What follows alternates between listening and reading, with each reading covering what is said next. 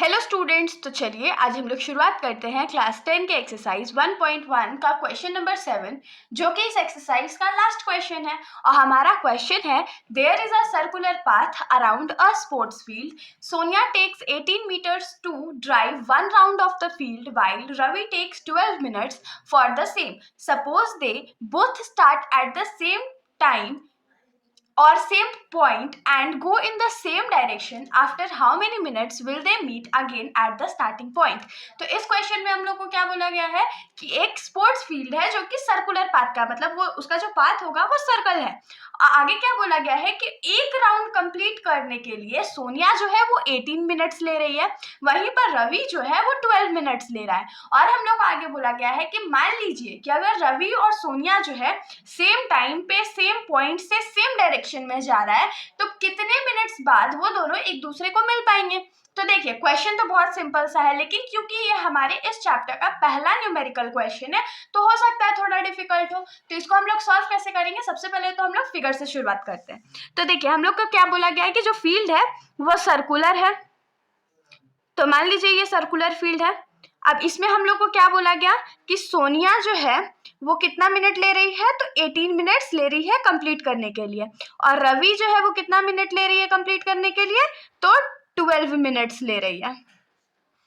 इतना समझ में आया होगा। अब बोला कि सपोज कीजिए कि दोनों इसी पॉइंट से एक ही टाइम पे और एक ही डायरेक्शन में क्या कर रहा है, तो स्टार्ट कर रहा है, तो कितने टाइम बाद दोनों एक दूसरे को मिलेगा।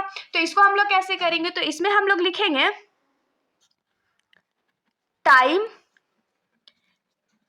Taken by Sonia to complete one round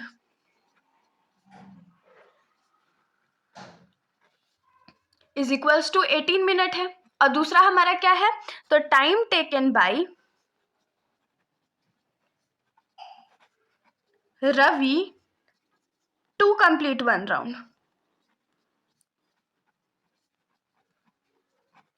तो कितना टाइम लिया, तो 12 मिनट्स लिया था रवि। अब हम लोग आगे क्या लिखेंगे, तो हम लोग लिखेंगे therefore the time after they both will meet. तो कितने टाइम बाद मीट करेगा, ये कैसे सॉल्व करेंगे, तो हम लोग क्या करेंगे, ये दोनों नंबर्स का एलसीएम निकालेंगे। तो एलसीएम क्यों निकालेंगे, क्योंकि हम लोग को मल्टीपल निकाला। ये तो एकदम कॉमन सा सेंस है कि अगर दोनों मीट करेंगे तो ऑफ कोर्स बहुत टाइम बाद मीट करेंगे ना। और अगर हम लोग एचसीएफ निकाल लेते तो क्या होता, फैक्टर आ जाता, और फैक्टर आता तो मतलब नंबर जो है वो स्मॉल आ जाता। तो स्मॉल तो हम लोग को नहीं चाहिए, हम लोग को मल्टीपल चाहिए, मतलब कि हम लोग को बड़ा नंबर चाहिए। इसीलिए हम लोग क्या निकालेंगे, एलसीएम निकालेंगे। तो यहाँ लिखेंगे एलसीएम ऑफ 18, 12। तो अब एलसीएम कैसे निकालते हैं, तो 18 को प्राइम फैक्टराइज करेंगे, फिर 12 को प्राइम फैक्टराइज करेंगे।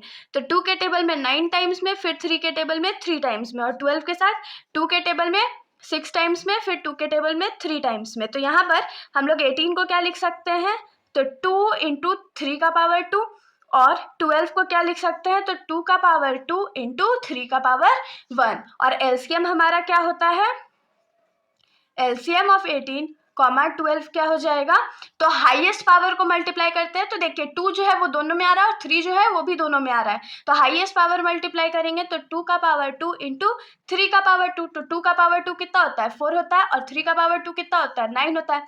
9 4 सा कितना होता है, तो 36 होता है। तो वो लोग कितने देर बाद मिलने वाले हैं, तो 36 मिनट्स बाद मिलने वाले हैं। तो hence Sonia and Ravi will meet after an interval of 36 minutes।